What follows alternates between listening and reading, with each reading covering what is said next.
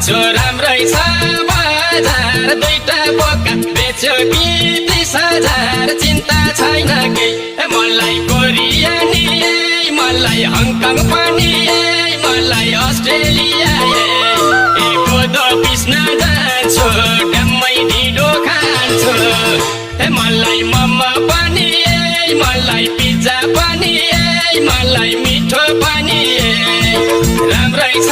बजार दुईटा बोका बेच्यो कि 30,000 चिन्ता छैन केही मलाई कोरियानी मलाई हङकङ पनि मलाई अस्ट्रेलिया कोदो पिस्न जान्छु ड्याम्मै ढिँडो खान्छु मलाई मोमो पनि मलाई पिज्जा पनि मलाई मिठो पनि मलाई मिठो